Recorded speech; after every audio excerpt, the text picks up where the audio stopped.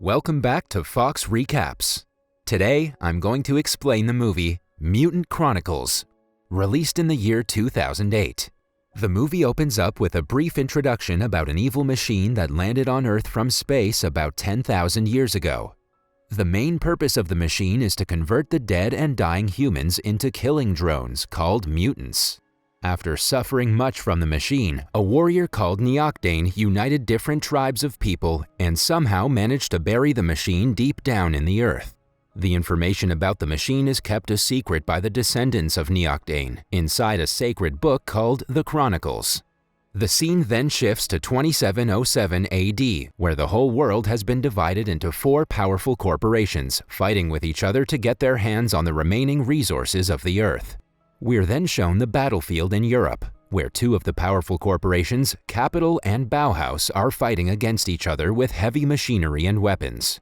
Bauhaus army, led by Lieutenant Maximilian von Steiner, is getting an upper hand over the army of Capital, led and supervised by Captain Nate Rooker. While Nate is checking on his soldiers and motivating them to stay strong, Lieutenant Maximilian orders his army to march towards the Capital's borders. However, they're unaware of the fact that their battlefield actually includes the machine buried underneath them. Later, Nate catches up with Sergeant Mitch Hunter, who explains to him about the incoming troops of Bauhaus and their heavy weapons. He also collects the name tags from the dead soldiers and keeps them safe with him. Mitch then informs Nate that the Bauhaus can attack them anytime soon. Shortly after, Nate spots Bauhaus army near them with the help of a telescope and suggests his soldiers get ready for the fight. Capital troops fire a cannon to the Bauhaus army, but unfortunately it causes the seal of the evil machine to be exposed. The Bauhaus army also fights back with grenades and poisonous gases and invades the area of the Capital troops. During the commotion, Mitch saves Nate from getting shot, and at the same time, Nate also returns the favor. Right then, Nate asks Mitch to take care of his daughter in case something happens to him in the battle. Because of the heavy bombardment between the two troops, the seal of the evil machine breaks, releasing the deadly mutants. The mutants start attacking the Capital troops with their sharp, pointed arms, killing them instantly. The Bauhaus army also finds a pile of dead Capital soldiers and are shocked to see how brutally the soldiers have been killed. While they're analyzing the dead bodies, the mutants attack them from behind and kill them. On the other hand, Nate and Mitch also find the body parts of their soldiers floating and assume that Bauhaus are killing their soldiers mercilessly. In the next scene, Steiner and Nate find each other and decide to face off using only a soldier knife. In the meantime, a larger number of mutants have managed to climb out of the machine and have already started attacking the soldiers. Both Nate and Steiner are supported by their men, but unfortunately, all of them are killed by the mutants one by one. El Jesus, one of the Capital armies, is severely injured during the crossfire to kill the mutants. Nate finds a machine gun and starts shooting mutants. Meanwhile, Mitch carries Jesus to a rescue ship and yells out for Nate. Unfortunately, Nate gets outnumbered by the mutants after the bullets of his machine gun run out. He shouts at Mitch to leave without him, and the rescue ship takes off. In the following scene, the news of the mutants escaping reaches one of the descendants of the Neoctanes, named Brother Samuel. He, along with a female monk, Severian, opens the book of the Chronicles and reads it out to the other monks. Meanwhile, the mutants are dragging the dead and injured soldiers towards the evil machine for the sole purpose of changing them into deadly mutants. Inside the Chronicles, it is also written that if the humans follow the path of the Neoctanes, they will be able to restore peace on Earth. The scene then fast-forwards 6 weeks, when the mutants have successfully invaded the Capital's defenses. Despite all of their cooperations working together, they're unable to stop the mutants. To fulfill the prophecy, Brother Samuel visits all of the corporations and their ambassadors with the pledge of providing him with 20 brave soldiers and a ship who will fight against the mutants. The representatives dismiss his request because they've already concluded that fighting against the mutants is impossible and that they'll be using the ships to evacuate the Earth. Shortly after, Brother Samuel converses privately with Constantine, the leader of the ambassadors, who provides him with a ship and some evacuation tickets to gather the soldiers. After Samuel leaves, Constantine gets killed by the mutants. In the following scene, Mitch pays a visit to Nate's house and meets his wife and daughter. He informs Nate's wife about Nate missing and she starts to cry. Moreover, she also expresses her fear of death since she doesn't have any evacuation tickets. Hearing this, Mitch feels bad and he tries his best to comfort her. The same night, when Mitch is in a bar, Brother Samuel approaches him, telling him that El Jesus had recommended him. He explains the mission to Mitch, but the latter replies that he no longer cares about the people and the earth. Despite Mitch rejecting his proposal, Sam leaves an envelope with some evacuation tickets. The next day, Nate's wife can be seen preparing some poisonous drinks for herself and her daughter. Right then, the envelope with the evacuation tickets arrives at their door. This brings a smile to their faces. Shortly after, it is shown that Brother Samuel has successfully managed to assemble a team for the mission. Mitch also arrives there and gazes around the room to take a look at the other members of the team: El Jesus, Steiner, Severian, Fearless Beauty, Valerie Duvall, Stoic Warrior Corporal Juba Kim Woo, and lastly, Imperial Captain John McGuire. The team is then informed that they need to reach the machine through the tunnels and destroy it. Further, they're explained that they need to fit a part of the machine to detonate it, along with a key which the group believes is hidden in the machine itself. At last, the team is warned that if their mission fails, everyone on Earth will be killed by the mutants and they will rule over the Earth forever. After some time, Steiner takes the whole team to a room where they have kept a mutant tied.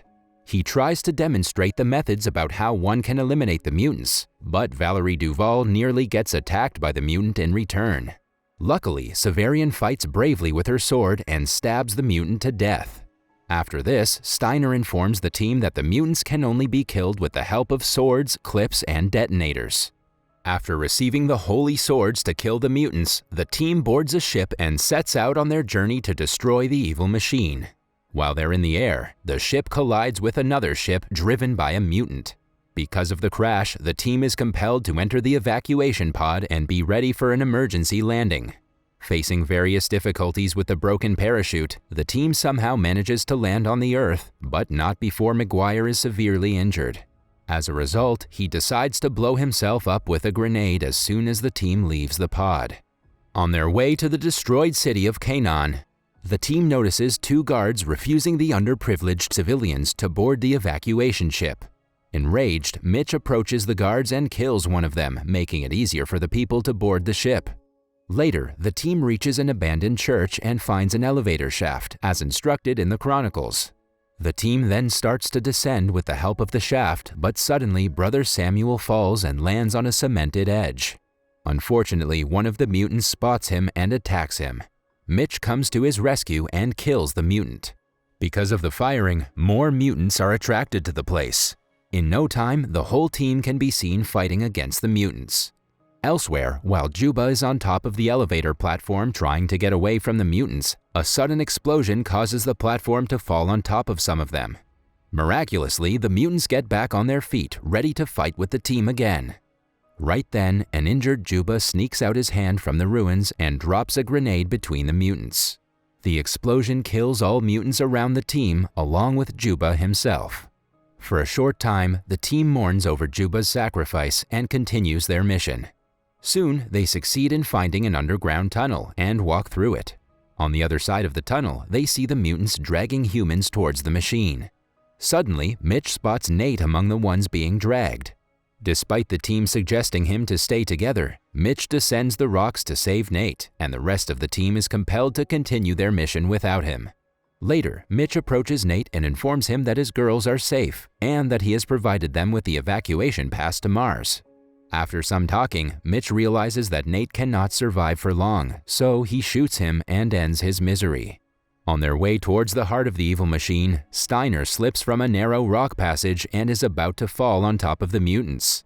Others try to pull him, but rather he hands them his bag containing the parts of the machine required to detonate it and falls to the ground. Seeing him in this situation, other team members also jump to the ground to fight against the mutants. Soon, Steiner is stabbed by one of the mutants, while El Jesus' gun explodes and kills him. Unfortunately, Brother Samuel also gets stabbed by a mutant. Everyone except Severian is injured and is being dragged to the machine by the mutants. Hearing the explosion, Mitch also arrives there and is approached by Severian, who informs him about the other teammates. Shortly after, Mitch gathers the pages of the Chronicles from the ground and urges Severian to read them and find a clue. However, Severian replies that she can't read the Chronicle, making Mitch angry. In the following scene, Mitch and Severian plant a bomb near the pit from where the mutants are dropping the injured humans into the machine. They manage to detonate the bomb just before the mutants are about to throw Steiner and Duvall into the pit. During the explosion, the entry to the pit is also blocked. Shortly after, we can see Mitch and Steiner grabbing ropes and aiding Duvall and Severian to reach the heart of the machine. Unfortunately, the mutants begin removing the stones from the blockage and start making their way. Upon seeing this, Steiner decides to approach the mutants to blow them up, but not before saluting Mitch for his bravery. As a result of the explosion, Mitch falls into the pit, landing on a conveyor belt leading to the machine. His hands and legs are tied, and he is injected with a mysterious fluid. Before the machine can damage his eyes, Mitch manages to free himself and shoot right into the machine, giving him ample time to run away. Shortly after, Mitch can be seen approaching Duvall and Severian, who are at the heart of the evil machine.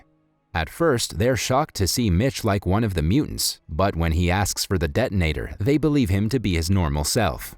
After that, Severian and Duvall guard the passage to the heart of the machine, while Mitch successfully fits the device into the machine, but fails to fit the detonator.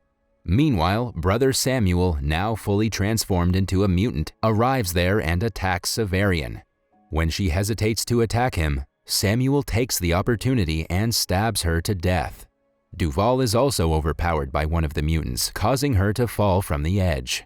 In the final showdown, Mitch and Brother Samuel fight with each other, while Mitch discovers a clue to the detonator's key.